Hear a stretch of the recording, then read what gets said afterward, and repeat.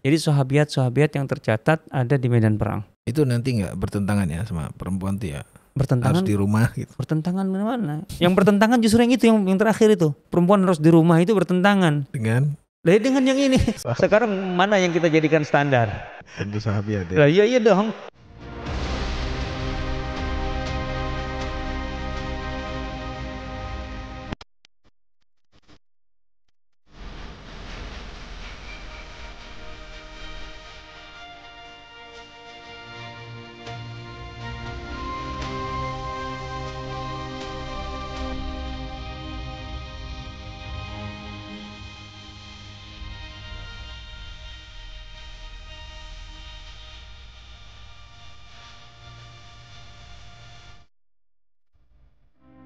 Assalamualaikum warahmatullahi wabarakatuh. Alhamdulillah wassalatu wassalamu ala Rasulillah wa ala alihi wa ashabihi wa mawalah wa ba'd. Masih di channel yang sama, Sirah TV, yang menyajikan kajian seputar Sirah Nabawiyah dan sejarah peradaban Islam. Dan masih bersama saya Umar El Rozi, yang insya Allah di kesempatan kali ini kita akan belajar dari literatur yang mungkin perlu kita baca sebagai tambahan bacaan, atau bahkan menjadi literatur yang baru yang perlu juga kita miliki. Dan tentunya bersama guru kita ada Ustadz Asep Sobari. Assalamualaikum Ustadz. Assalamualaikum warahmatullahi wabarakatuh. Masya Allah, sudah dengan buku barunya nih. Buku baru atau seperti apa Ustadz? Ini buku baru ya? maksudnya baru rilis, baru nemu jelas gitu. Artinya waktu kalau nggak salah ini Mas umroh deh dapat buku ini ya. Tapi juga memang cetakannya juga belum lama kok. Cetakan tahun 1431 2010. Jadi masih 14 tahun lah ya. Belum lama lah. Oke. Seputar apa? Ini sebenarnya biografi. Jadi buku ini saya tertarik karena pertama ini biografi. Judulnya terus terang yang menarik sebenarnya. Apa tuh Ustaz? Judulnya itu Al-Mutanafisat fi Mahabbatir Rasul Al-Karim sallallahu alaihi wasallam. Jadi wanita-wanita yang bersaing untuk mencintai Rasulullah sallallahu alaihi wasallam. Gitulah. Sahabiat berarti ya? Ya, maksudnya bersaing di sini jangan digambarkan persaingan kayak gimana gitu ya. Tapi maksudnya setiap sahabiat itu kan mencintai Rasulullah SAW.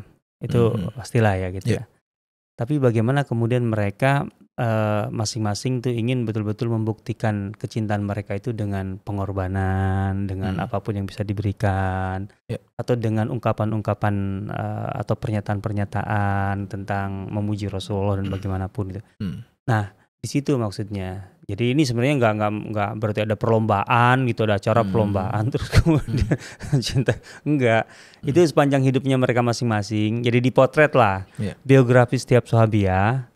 Itu diangkat, kemudian dipotret di bagian-bagian yang terkait dengan ini, bagaimana mereka mencintai Rasulullah SAW dan bagaimana mereka taruhlah berusaha untuk membuktikan cinta itu dengan berbagai cara gitu loh. Itu kenapa disebut Al-Mutanafisat ya. Secara bahasa perlombaan. Ya agak-agak gimmick dikit sih judulnya. cuman ya yang menariknya adalah tadi memotret aspek itu.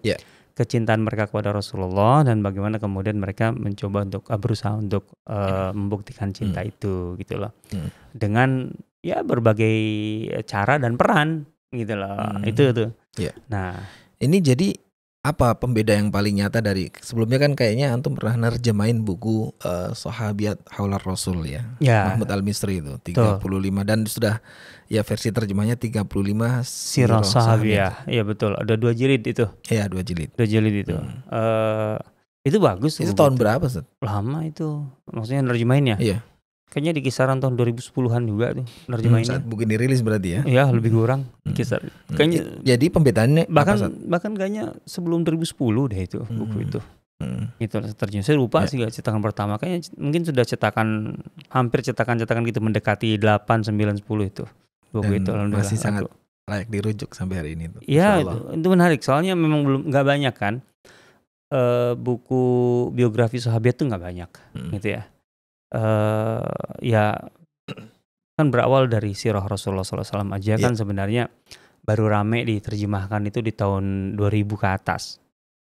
Di sebelum tahun 2000 itu dikit sekali, 1-2 lah gitu ya. apalagi yang lama-lamanya gitu. Tapi di atas tahun 2000 itu mulai banyak tuh buku-buku sirah ya. Sirah itu Rasulullah SAW fokusnya beliau ya. Iya, iya. Nah, kemudian sahabat itu yang cukup lama ada terjemahannya ya Khulafaur Rasyidin paling. Khulafaur Rasyidun ya. Abu Bakar, Umar, Utsman, Ali itu. Mahmud Al-Misri juga atau Enggak semua belakangan, enggak maksudnya di Indonesia terjemah. Itu kan itu cukup lama lah, tapi juga nggak banyak. Nah, kemudian apalagi sahabat yang lainnya gitu loh, itu semakin jarang, semakin sedikit. Itu kita bicara sahabat yang umumnya laki-laki. Iya. Kalau nggak salah kan Muhammad Khalid kalau nggak salah ya, itu menulis itu tentang sahabat. Jumlahnya 60 lah diterjemahkan dengan judul 60 biografi sahabat kalau nggak salah gitu ya.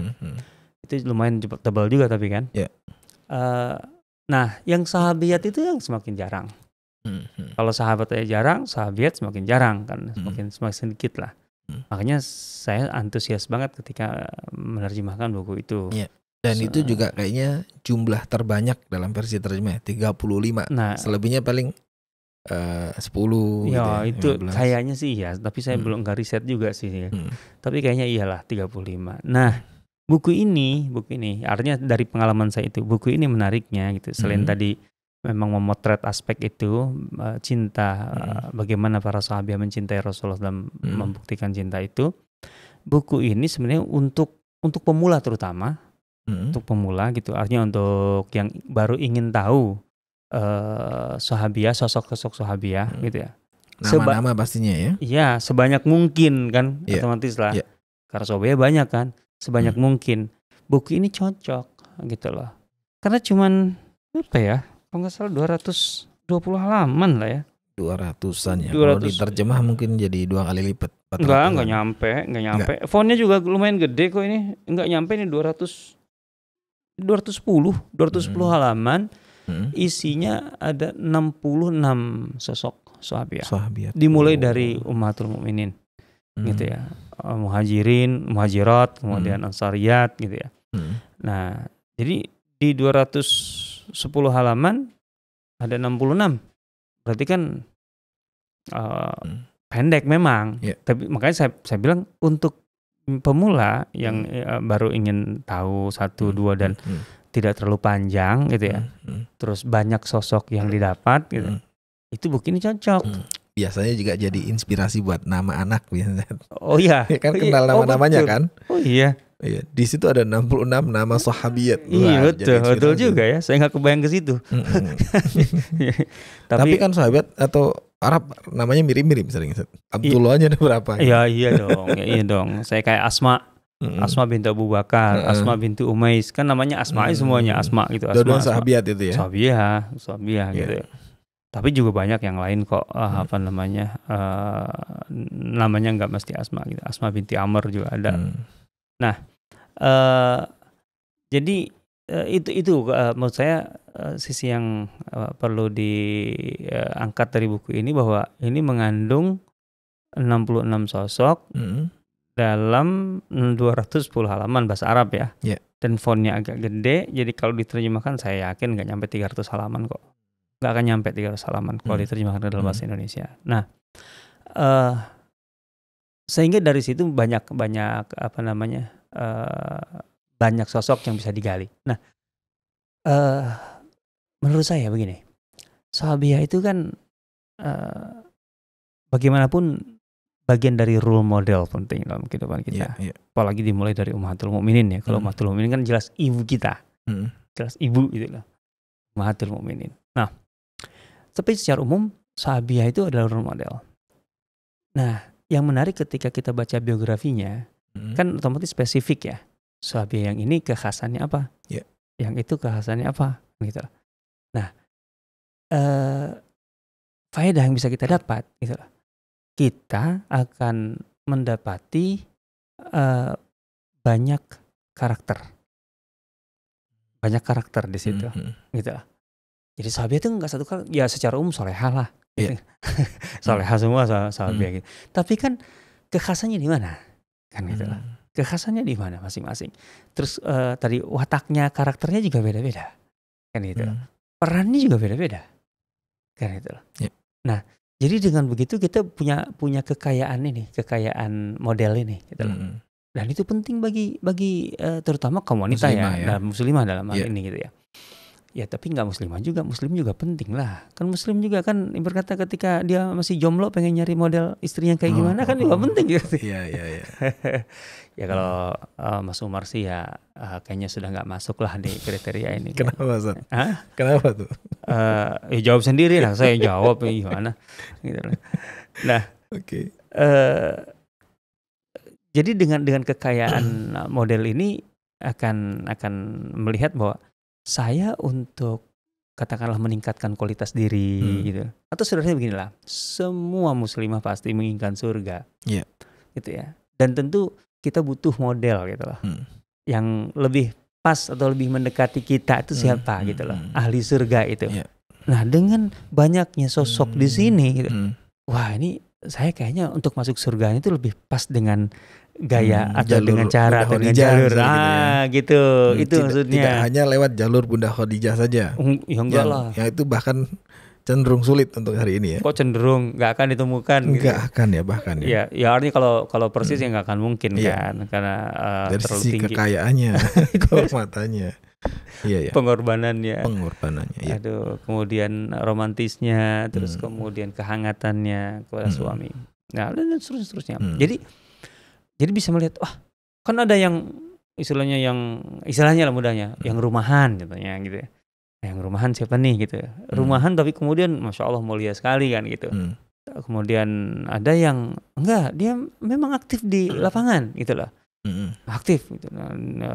Aktivitasnya juga beda-beda, ada aktivitas ilmiah, ada aktivitas pendidikan, ada termasuk juga aktivitas sosial, bersinggungan sama aktivitas militer, Sat. Iya memang. Itu ada juga, Sat. Jelas ada di sini disebutkan beberapa, walaupun nggak ditonjolkan persis aspek itunya. Ada lagi buku yang ya sebenarnya kurang lebih biografi sahabiah juga, tapi lebih menonjolkan aspek militer. Kan ada kita pernah bahas nggak tuh Sahabiyat Muharibat judul bukunya? Belum kayaknya. Belum ya.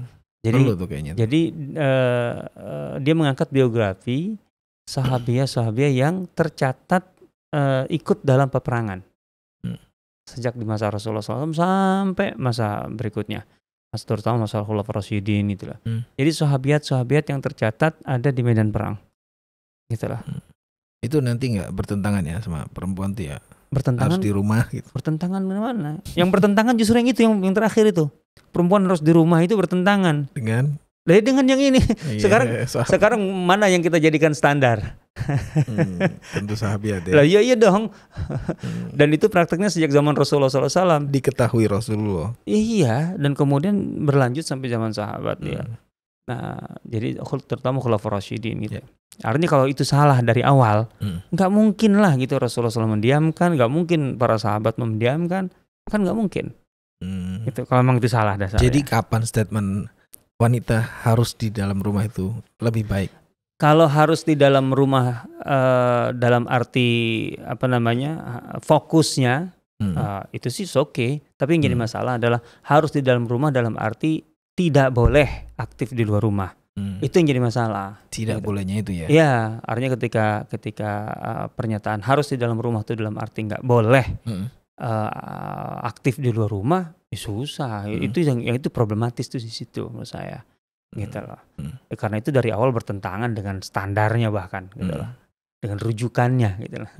Ya, itu yang buku itu Sahabiyat Muharibat itu penting karena itu fakta besar penting catatan yang jelas-jelas faktual bahwa memang ada sejumlah sahabiah berada di medan perang.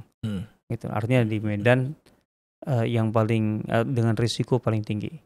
Gitu. Iyalah. Dan kita juga pernah singgung tuh Muharram Ustaz ya. Muharram bin Milhan termasuk salah satunya. Bahkan bukan cuma di medan militer tapi juga jaraknya jauh dari jauh Madinah, sekali ya? Di Siprus. Iya di Siprus. Ya betul. Ya. Jadi itu menariknya dari buku ini itu. Gitu. Saya ambilkan contoh nih ya, ketika mengangkat Ummu Ma'bad. Ini menarik. Ummu Ma'bad itu kan Pertama, sebagian sampai mungkin saya menduga sebagian tidak tahu bahwa Ummu Ma'bad itu masuk Islam atau tidak.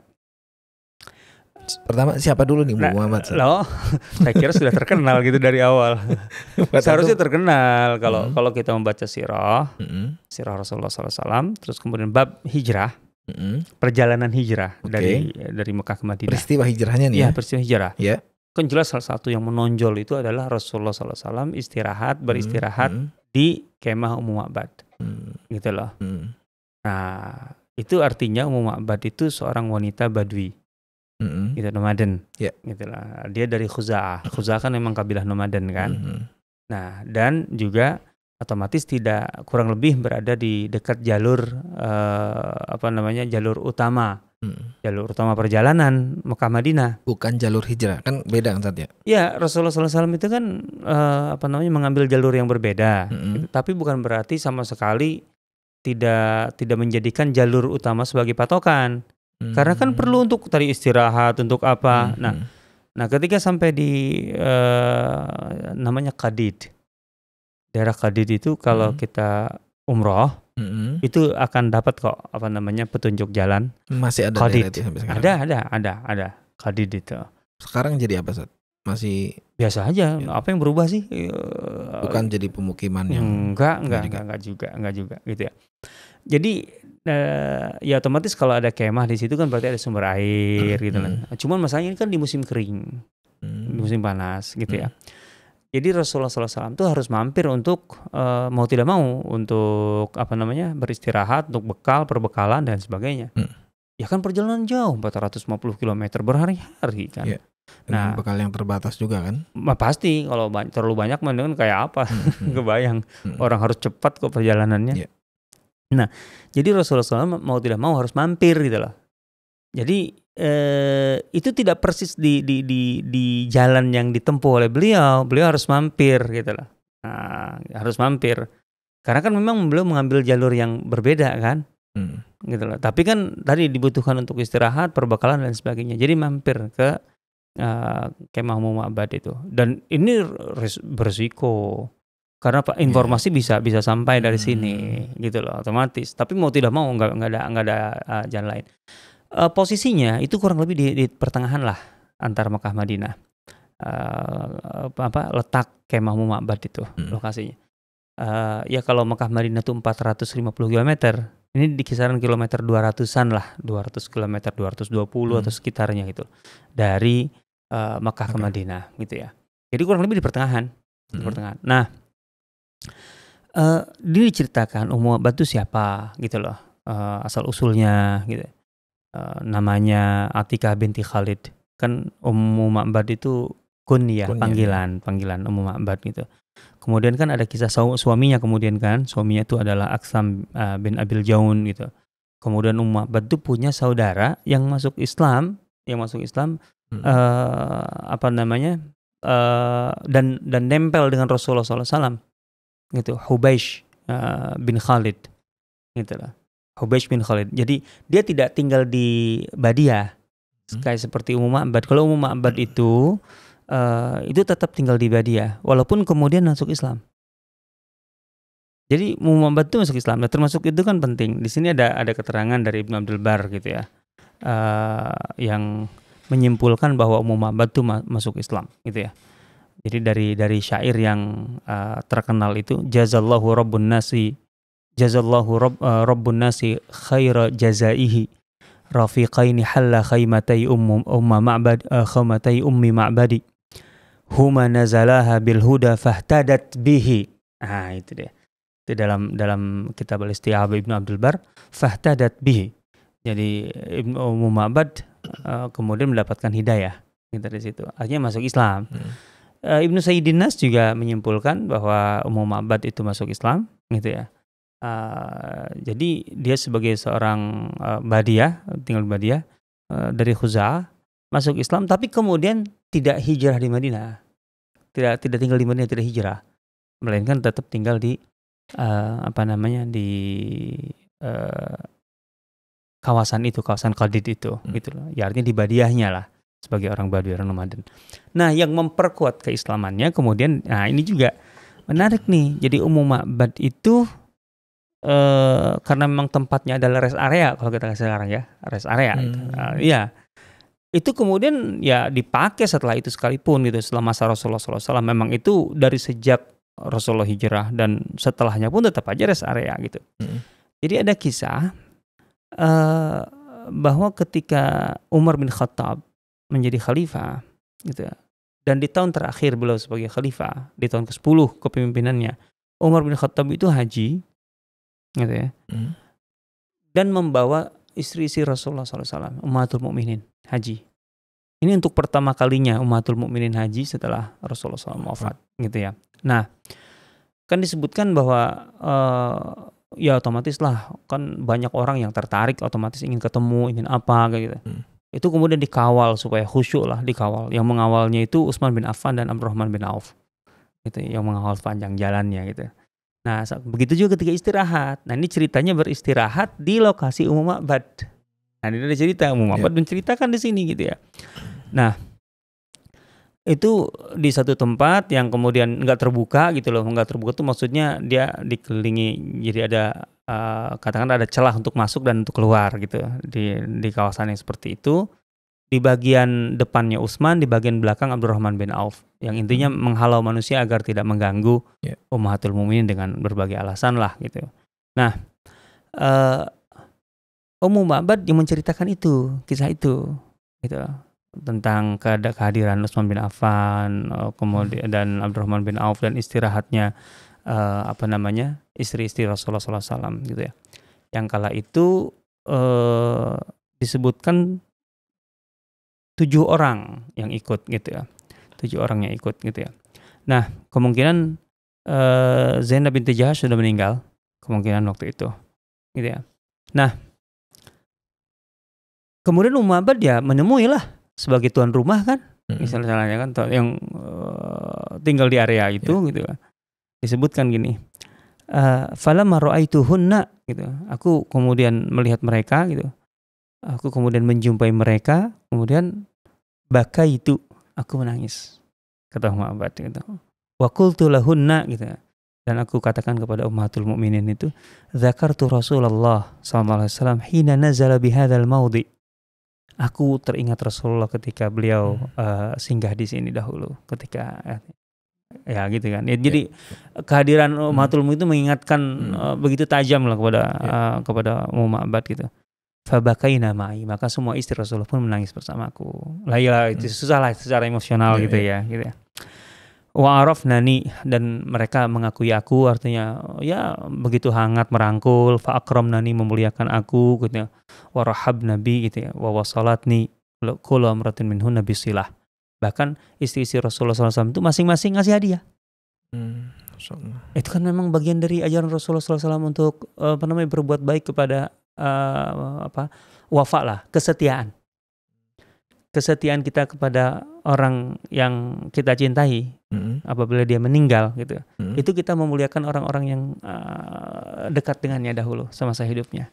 Kan itu bentuk kesetiaan kita gitu loh, kepada orang yang kita cintai gitu loh.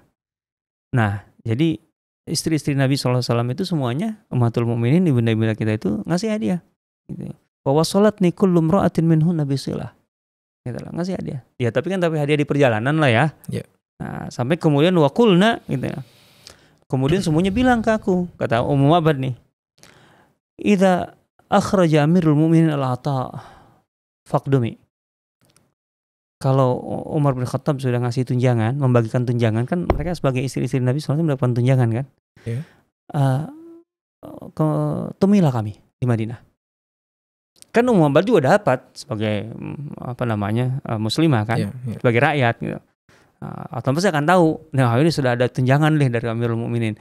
Kata istri Nabi, datanglah ke Madinah. Maksudnya mau ngasih. Ini kan dikasih di jalan, makan mungkin gak seberapa gitu. Faqadimtu alaihinna, maka setelah Umar membagi-bagi tunjangan, aku menemui mereka di Madinah. Fa'atatni kullu imra'atin minhunna 50 dinaran. Setiap istri Rasulullah SAW memberiku 50 dinar. Ya orang. 50 dinar tuh kalau sekarang dirupiahkan lumayan loh. Berapa? 250 juta. Oh. 1 dinar 5 jutaan kan, bahkan lebih sekarang. Masya Allah. 250 sampai 300 juta. Dari satu istri. Satu Wah, ibunda terbaik, kita. iya. Dan wakun nasabaan, saat itu mereka bertujuh. Wah. Berarti 7 kali 250 lumayan, 1,75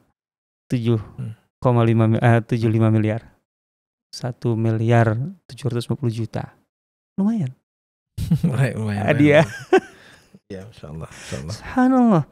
Jadi aduh.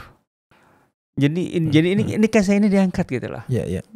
Itu yang juga kayaknya tidak dijumpai di buku misalnya 35 sahabiat misalnya. Kayaknya nggak ada deh itu. Iya. Saya udah lama banget maksudnya, udah lama banget. Tapi kayaknya bagian ini nggak, makanya saya tertarik nih.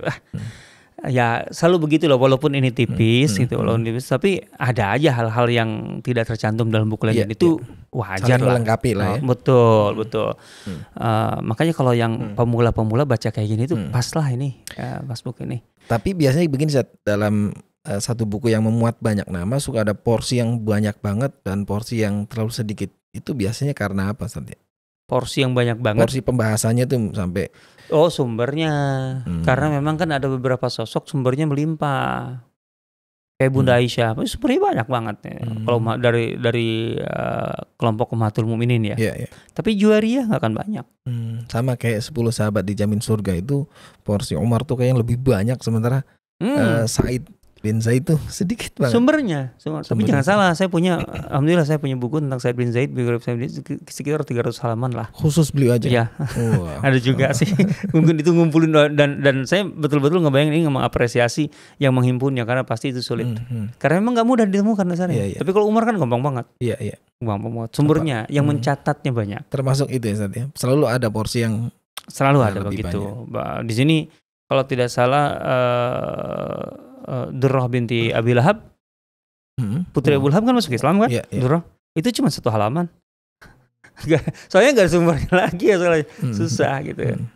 Ya tapi dalam beberapa hal memang perlu juga saya sampaikan bahwa ada dalam bagian-bagian tertentu ya penulis tidak kurang kritis menurut saya gitu ya. Jadi lebih cenderung memaparkan apa adanya tapi tidak mengkritisi. Contohnya tentang Ummu Hani ya. Ummu Hani itu kan termasuk problematis riwayat hidupnya, terutama terkait dengan masa aspek romantismenya lah, bahwa Rasulullah SAW pernah maksudnya nanti Ummu Hani binti Abdul Muthalib gitu. Saudaranya Ali bin Abi Thalib. Jadi kan disebutkan bahwa Rasulullah SAW itu melamar Ummu Hani sebelum menikah dengan Khadijah. Kan gitu. Tapi kemudian Abu Thalib tidak merestui, kemudian nikahkan kepada yang lain. Nah, nanti kemudian Ummu Hani kan masuk Islam di Fatu Makkah gitu ya. Kemudian Rasulullah SAW kan pisah dengan suaminya. Rasulullah kemudian melamar. Ummu Hani juga menolak saat itu karena alasan ini imra'atun musbiyah, gitu. Anak-anakku masih banyak dan kecil-kecil gitu. Nah, ini kan seharusnya dikritisi dari awal gitu loh. Ya iyalah kalau pertanyaannya Ummu Hani itu kakaknya atau adiknya Ali bin Abi Thalib? Kakaknya. Harusnya kakaknya. Ya. Kalau berdasarkan riwayat tadi itu gitulah. Berdasarkan riwayat bahwa Rasulullah SAW mau meminang Ummu Hani sebelum menikah dengan Khadijah. Gitulah. Taruhlah Ummu Hani saat itu 15 tahun. Taruhlah gitu ya. 15 tahun. Oke. Kalau saat itu Ummu Hani 15 tahun usianya. Saat Fatu Makkah berapa usianya? Ingat loh, ini sebelum menikah dengan Khadijah 15 tahun. Iya. Sampai Rasulullah SAW menjadi Nabi aja masih ada 15 tahun. 15 tambah 15, 30. Kemudian tambah periode Makkah 13 tahun. Berarti sudah 43. Kemudian tambah 8 tahun. Berarti 51 tahun. Berarti sudah 51 tahun saat Fatu Makkah. Ketika dilamar oleh Rasulullah SAW setelah Fatu Makkah itu, alasan Ummu Hani, aku punya banyak anak dan kecil-kecil di usia 51 tahun. Dan gak disebutkan punya anak yang sudah besar. Itu kan susah itu. Iya. Aduh. Di usia 50 tahun anaknya ada beberapa anak dan masih kecil-kecil. Imra'atun musbiyah, sobi. Susah itu. Dan ini riwayatnya yang ini kuat bahwa ketika dilamar oleh Rasulullah SAW setelah Fatu Makkah itu memang anaknya kecil-kecil. Itu lebih kuat. Yang ini yang masalah waktu dilamar sebelum Rasulullah menikah dengan Khadijah itu malah bermasalah besar itu. Itu riwayatnya banyak dikoreksi. Mungkar sangat. Gitu riwayatnya. Artinya sulit diterima itu. Belum lagi contohnya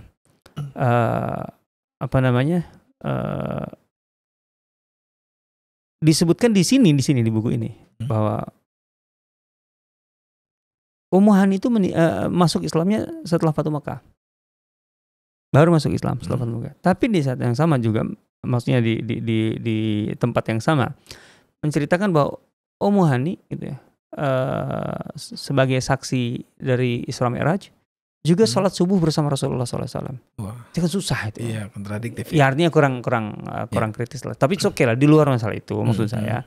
Ini banyak sekali manfaat yang bisa kita dapatkan dari buku ini.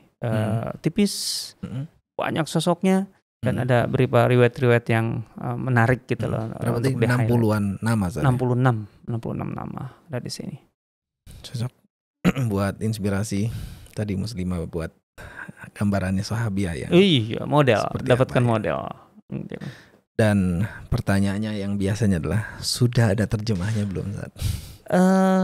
Saya tidak tahu nih. Tampaknya sih belum. Ya. Atau Sirah Community berencana? Kalau pengen, tapi merencanakannya belum. Ya? Iya. Ya ada buku-buku, harus ada buku-buku basic gitu ya. Di setiap levelnya. Itu menurut saya yang harus kita terjemahkan ya oleh SCI gitu. Dan ini masuknya basic saat ya? Iya dong. Artinya kan untuk pemula dapat 66 sosok itu menarik. Dan siapa yang duluan, SCI atau bahkan penerbit buku yang Islami silakan. Kayaknya ini menjadi buku yang baru, menampilkan banyak nama ya. Setelah sebelumnya 35, setahu saya itu 35 adalah nama terbanyak untuk versi terjemah. Sebagai penjual buku lah gitu. Karena ada juga profil buku ini 30 keluarga sahabat Nabi. Tapi keluarga bentuknya. Dan itu 30 kan? Yang antum terjemahnya 35. Ini 60. Harusnya ini ya bisa segera hadir versi terjemahnya. Semoga begitu, dan semoga juga diterjemahkan Ustadz sih, berharapnya begitu. Ngerjain. Baik Ustadz, jazakallah. Para penonton yang budiman, terima kasih telah menyimak sajian dari Sirah TV. Semoga menjadi jalan terbaik Anda untuk lebih dekat dengan Rasulullah SAW.